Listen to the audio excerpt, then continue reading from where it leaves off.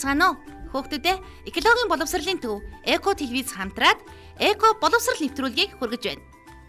Эко боловсрол нэвтрүүлгээр хүүхэд багжууд бид бүхэн хүрээлэн буй орчноо зөв танин мэдж, байгалийн зүй тогтол, байгалийн үйл явдлуудын уялдаа холбоог ойлгох болно. Ингэснээрээ бид яагаад байгальтайгаа зөв харьцах ёстой, яаж харьцах ёстойг ойлгож авах юм шүү дээ. Ер нь бол хүн өөрийнхөө мэддэг зүйлийг л хайрладаг. Тиймээс л бид юуны өмнө байгаль, их дэлхий, хүрээлэн буй орчноо танин мэдэх хэрэгтэй байгаа юм шүү дээ. Манай нэвтрүүлэг хүүхдийн насны онцлог тохируулсан, бодит үзүүлэн ашиглаж, байгалыг бодитоор нь мэдэрнэ. Энэ зүй тогтлыг харуулсан янз янзын өртөөгөр хамтдаа аялах болно. Тэгэхээр манай нэвтрүүлэгт хүүхдүүд та бүхэн идэвхтэй оролцож, нэвтрүүлгийнхаа дугаар болгоныг алгасалгүй үзэж, байгаль орчноо танин мэдж, өөрийнхөө байгаль орчны боловсролд хувь нэмрээ оруулахыг үзэгч хүүхдүүд та бүхнээсээ жимгүүр миний бие хүсэж бас уриалж байна шүү. За одоо хүүхдүүд бүгдөө энэ гаргаж байгаа самбар руу хараарай. Энэ дээр юуг дүрслэж харуулсан байна? Цагийг харуулсан байна. Бас гоё зурагтай. За зүйтэй яг цаг шиг харагдаж байгаа. Тэгэхээр цагны хажуугаар байгаа ерөнхий энэ дүрс зургуудыг хараад ахаар өнөөдөр бүгдөө энэ дээр юун тухай ярих гэж байгаа юм шиг санагдаж байна. Дэлхийн геологийн цагийг ярих гэж байна, тийм ээ. За тэгвэл манай бидний энэ өнөөдрийн амьдарч байгаа хүн болгоны мэдэх энэ сайхан цэнхэр дэлхий маань одоогоос 4.6 тэрбум жилийн өмнө үүсжээ. За тэгэхээр зэрэг багш нь 4.6 тэрбум жилийн өмнө гэдэг дээр энэ дэлхий үүссэн гэсэн ийм картыг авчиад байрлуулчих. За тэгвэл манай дэлхий өөрөөр хэлэх юм бол 4.6 тэрбум жилийн настай байх нь байна. За энэ 4.6 тэрбум жилийг бид нар өнөөдөр энэ 24 цагийн хуваарьтай цагт багтаасан байгаа. За одоо тэгвэл өнөөдөр бүгдээрээ яах вэ гэхээр зэрэг одоогоос тэгвэл 3.5 тэрбум жилийн өмнө буюу өглөөний 6 цагийн үед юу болсон байж таарах уу? За цаашлаад одоогоос 1.5 тэрбум жилийн өмнө буюу оройны 16 цагийн үед юу болсон байх вэ? За цаашлах юм бол одоогоос 500 сая жилийн өмнө, 65 сая жилийн өмнө, 5 сая жилийн өмнө, за бүр одоогоос 195 мянган жилийн өмнө юу болсон болоо гэдгийг энэ цагаараа үзнэ. Тэгэхин тулд багш нь энэ дээрээс картууд өгнө. Жишээлх юм бол энэ дээр хүн бич 2 салан хөгжсөн гэсэн карт байна. За энэ сая багшийнхан заасан энэ тоонуудын алин дээр нь орчих уу гэдгийг хүүхэд болгон дор бүрнээ бодож байгаарай. За дараа нь олон эс даргинизм үүссэн гэж байна. За орчин үеийн хүн үүссэн гэж байна. Орчин үеийн хүн буюу бид нар энэ дэлхий дээр хизээ өссөн юм бол за энэ дэлхийн түүхтэй харьцуулахад бидний түүх хэдэн цаг, хэдэн секунд, хэдэн минут бол хүүхдүүд бодож байгаарай. За хүүхд болгоны мэддэг динозавр гэж байна. Динозавр мөхсөн нь хизээ вэ? За цаашлах юм бол манай энэ дэлхий дээр хамгийн анхны амьд организм хизээ өссөн юм бол амьдрал газарт хизээ шилжсэн бэ гэсэн ийм картнуудыг манай хүүхдүүд одоо бүгдөө дор бүрнээ бодоод энэ 125 сая жил гэсэн тоог үлдээгээд бусад яг тоонууд дээр нь нэг карт оногдно гэдгийг бодоод бүгдөө аль алин дээр нь тарах уу хараарай. За багш нь жохон хугацаа өгье.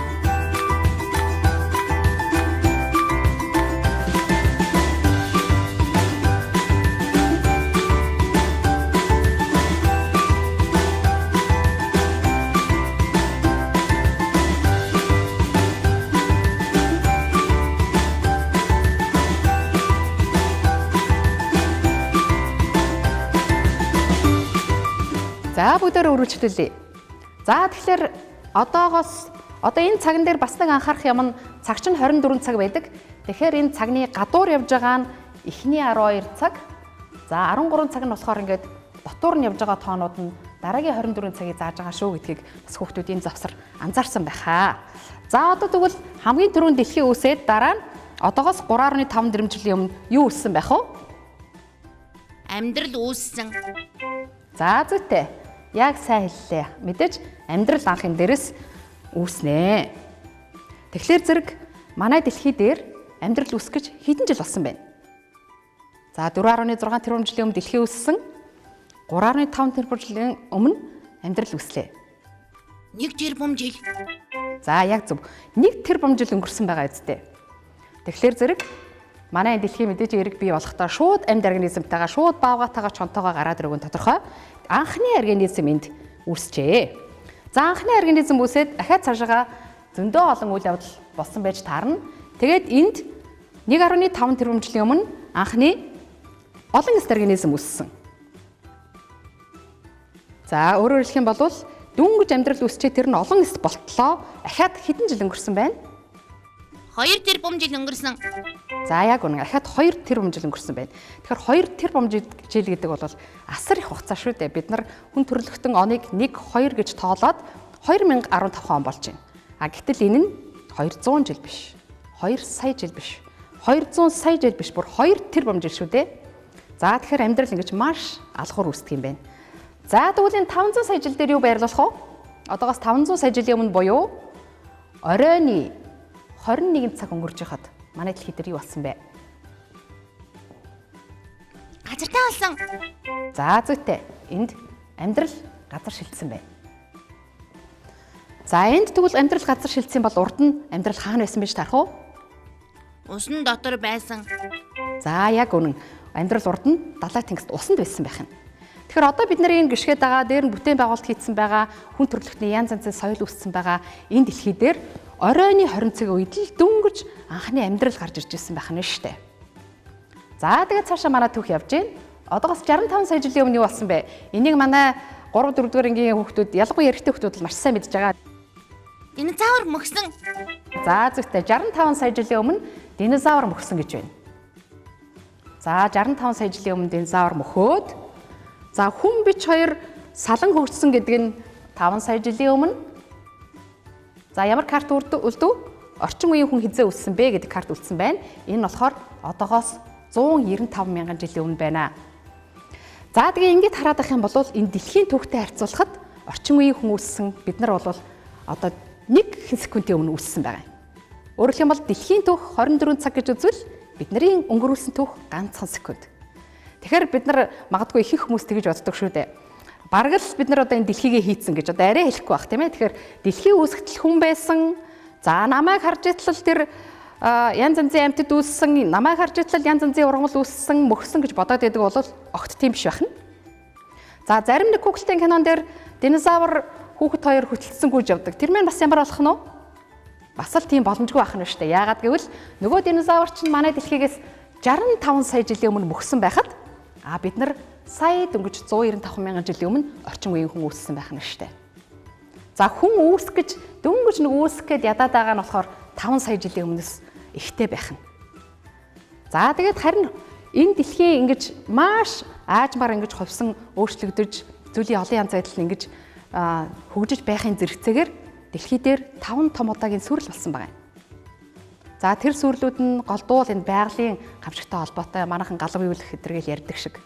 Жишээлх юм бол одоогоос 250 сая жилийн өмнө буюу манай оройгоор бол 22 цагийн үед маш том сүрэл болсон чинь нөгөө далай тэнгист амьдарч исэн организмын нь 90% нь. За манай хуурай газар амьдарч исэн организмын нь 70% нь устсан гэнэ. Тэгэхээр бидний өнөөдрийн мэдээд байгаа магадгүй тэр юус эхэлж дахиад ингэж хөгжиж байгаа нь болох нь шүү дээ. За тэгээд одоо эрдэмтэд нэг юмыг сануулад байна. Дэлхийн 6 дахь том сүрлийг хүн гэдэг энэ амьтан авчрах гэдэг юм шүү гэж сэрэмжлүүлж байна.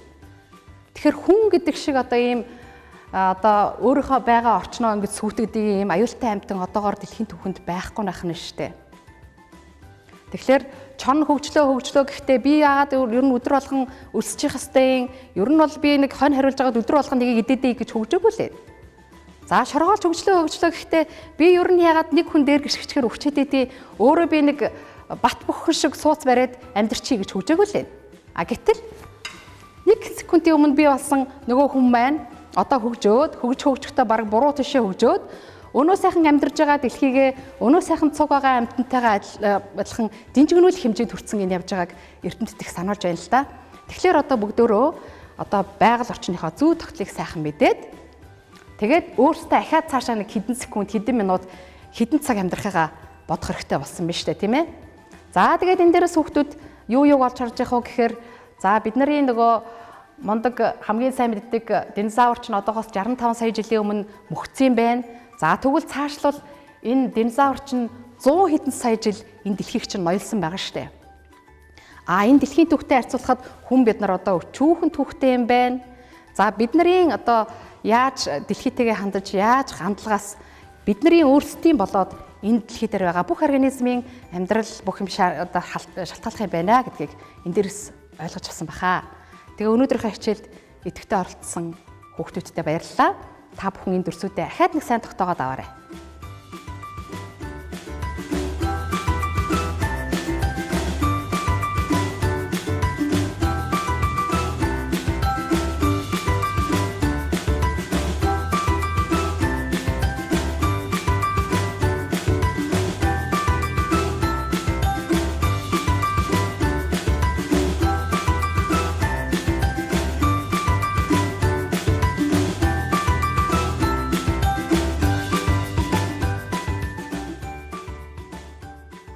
Хүүхдүүдээ бүгдээрээ цагийн урсгал гэсэн өртөөгөөр аялж дэлхий хизээ үүссэн, хүндрэлтэн хизээ үүссэн гэх мэт олон зүйлийг мэдэж авлаа шүү дээ. Харин одоо дараагийн өртөө ямар нэртэй, ямар өртөө юм болоо?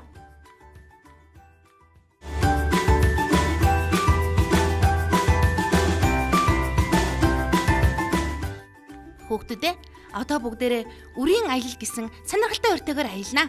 Мод, өвс, ургамал гэд бүгд өртөө шүү дээ. Тэгвэл тэдгээрийн үр нь хэрхэн тархан аялдаг юм бол? Энд нэг үр байна надад. За хүүхдүүд энийг ажиглаарай. Энэ үр маань гадна талаараа далавчтай, дотор талдаа жижигхэн үрнийн дотор талынхын жижигхэн үрнэ. Гадна талаараа далавчтай байна. Тэгээ яагаад ингэж далавчтай болчихоо гэдэг зэрэг. Хэрвээ модноос гарч байгаа хэдэн сая үр бүгд ээж модныхоо дор унчих юм бол бүгдөө шахацлаад нэг нь жургаж чадахгүй учраас айл болох ээж мод үрээ өөрөөсөө хол авчих юм цогцолтолтой болсон байна. Тэгээд мэдээж яриг ингэж далавчтай юм чинь ингээд үр боловсрсон үед салхи үрийг хийсгээд л аваа авчина. Тэгээд хэрвээ сайхан тааламжтай газар үр очиж унж чадах юм бол тэн дээрээс нь эргэжил дахиад нэг шинэ мод урах нь шүү дээ. Энэ бол хайлаас гэдэг модны үр байгаа юм. За энэ дахиад нэг өөр модны үр харуулъя.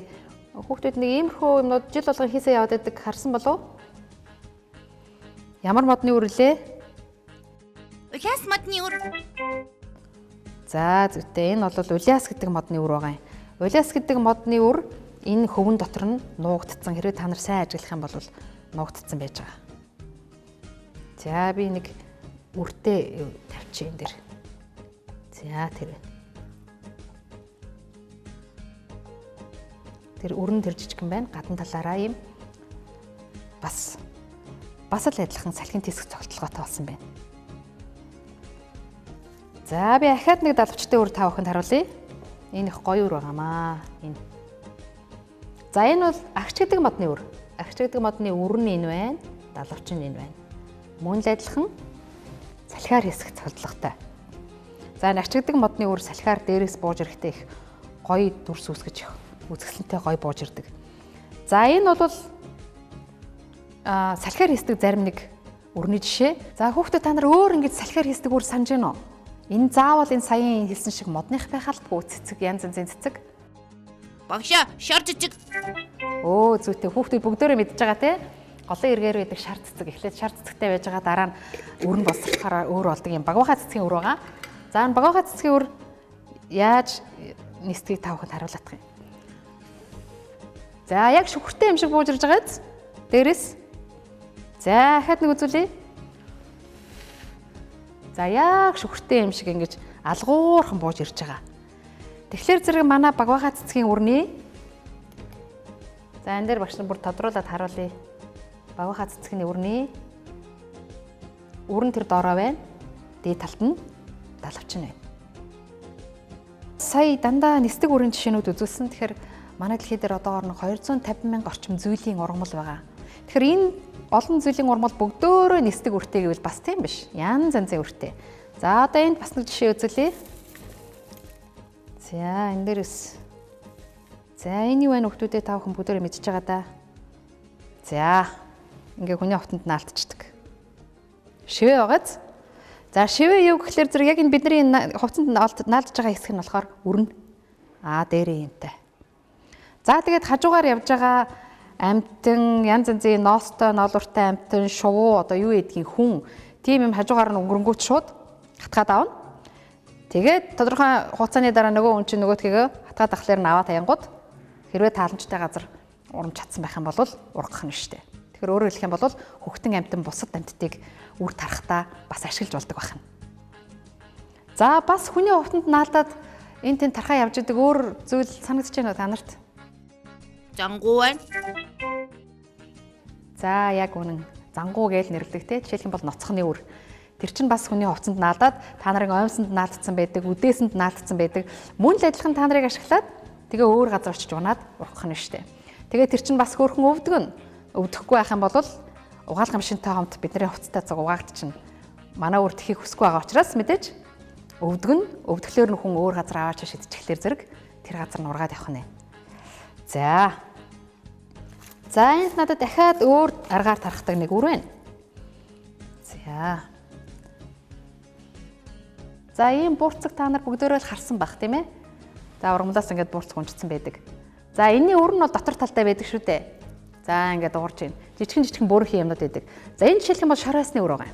Шар байсны үр яадаг вэ гэхээр намар ингээд халуун нар удаан шараад ирэхээр өөрөө тесрээд дотор байгаа үрээ өөрөө шидэж тархдаг.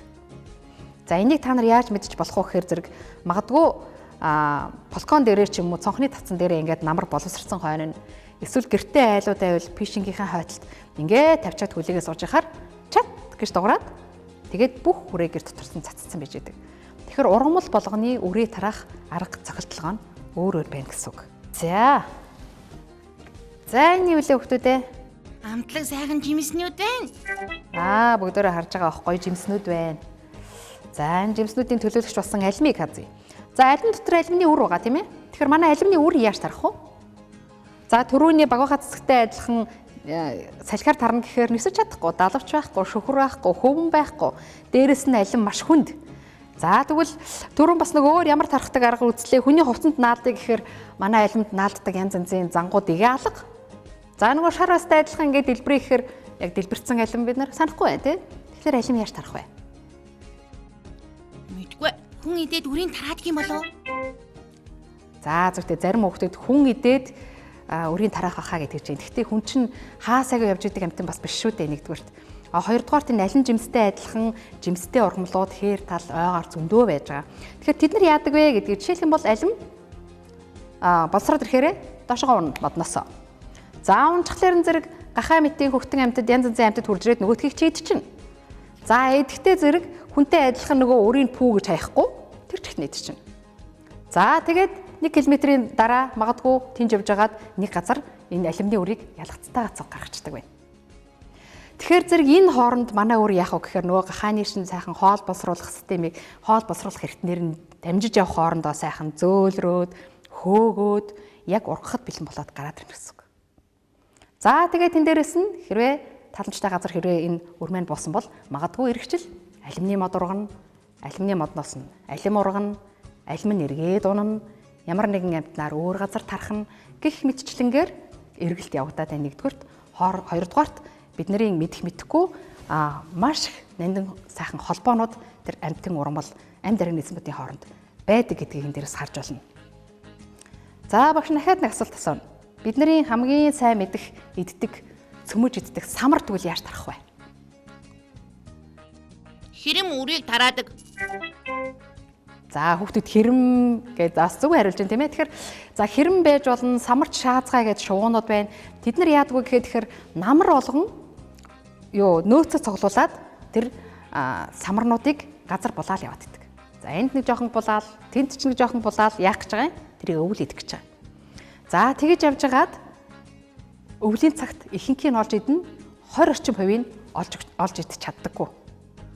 За тэр нь болохоор манай самарнд азны юм болоод эргэжил тэр хэрэмний булсан тэр хэсгээс самарны мод ургаж болох нь шүү дээ. Тэгэхээр хэрэм болон самар хоорондоо бие биендээ хэрэгтэй байгааз мөн самарч шаазгай. Тэгэхээр энэ бүгдөө багшаахаа зааж байгаа хичээлээс манай амьд организмууд хоорондоо ямар холбоотой байдгийг бэ гэдгийг хүүхдүүд хамгийн гол нь сайхан анзаарч харж авах хэрэгтэй шүү.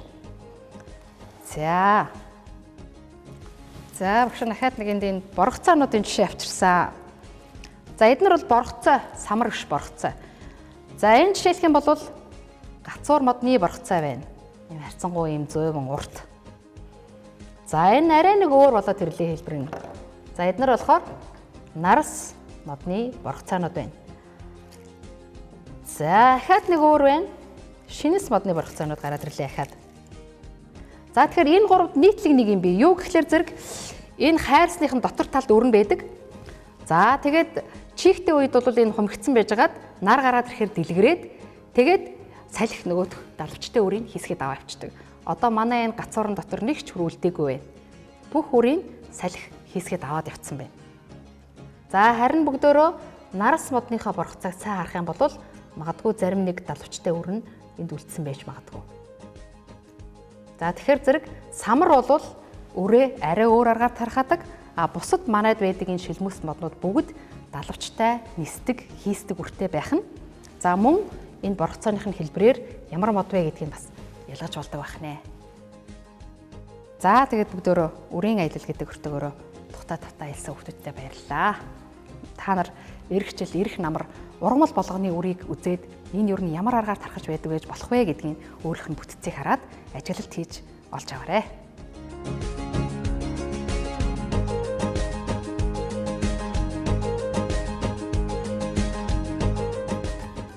Хүүхдүүдээ харин одоо бүгдээрээ эко боловсрал нэвтрүүлгийнхаа таны мэдхүн булангаар аялнаа. Шувууны хошуу юу өгүүлдэг вэ? Хүүхдүүдээ бүгдээрээ нааш ойртоорой. За хүүхдүүдээ энэ удаагийн таны мэдхүн булангаар бүгдээрээ шувууны хошуу юу өгүүлдэг тухай мэдээж авцгаая. За энд голын эрг байна. Голын эргээр маш олон шувууд байна. Эдгээр шуудыг ажиглаад шувууны хошуу ер нь ямар хэлбэртэй байна? Тэр хошууны хэлбэр ямар байх тусмаа шувуу юу иддэг юм бэ гэдэг тухай мэдэж авцгаая. Ногоос, ангар, галуу гэх мэтийн шуудын хошуу хавтгай хэлбэртэй байна. За энэ шууд бол усан дотроос альва хөвөж яваа амьтдыг шүүж хаалгадаж идэх зохицолгоотой байх нэ. За ийм хавтгай хэлбэртэй хошуунаас гадна бүр яг халбах шиг хэлбэртэй хошуутай шувуу байна. Түүнийг халбан хошуут гэнэ. Мөн ялгаагүй уснаас хөвж яваа амьтдыг хутгаж идэх зохицолгоотой байх нэ. За үүнээс гадна голын эргээр шуудын хошууг ажиглавал шуудын хошууд нь урт нарийнхан саавшиг, шүүх шиг хэлбэртэй байдаг. Эдгээр шууд юу иддэг бол гэж та нар бодож байна? Мэдээж голын эргээр байгаа юм чинь сэр нуруугүй амьтан үт хорхоо шавжаар хоолдог байх нэ. Жишээлбэл морин цууцал, хайргын хөвчүү, харваалч гэх мэт шууд голын эргээр байгаа сэр нуруугүй амьтад үт хорхоо шавж зэргээр хоолдог. За одоо бүгдээрээ усны цагаан сүлт бүргэд гэдэг шувууг ажиглаж харцгаая. Түүний хошуу нь махар дахин бүдүүн байгаа биз? Тэгвэл энэ шувуу юу идэх болоо? Энэ бол мах иддэг шувуу. Мах иддэг шувууны хошуу ийм махар, хурц, бүдүүн бахин байдаг байна. Жишээлбэл энэ шувуу голын эргээр байгаа жижиг шувуудаас гадна заагаас өөр бусад амьтдаар хоолдог байна. За хүүхдүүдээ эко боловсрал нэвтрүүлгийн энэ удаагийн дугаар өндөрлөж байна. Дараагийн дугаард үзэгч хүүхдүүдэд хөлд орох ертөнц, модны насжилт гэсэн сонирхолтой өртөгөөр аялуулах болно. Мөн маш сонирхолтой таны мэдхүн булан хүлээж байгаа шүү. Баяртай хүүхдүүдээ эх 7 хоногийн энэ өдөр энэ цагтаа эргэн уулзцгаая.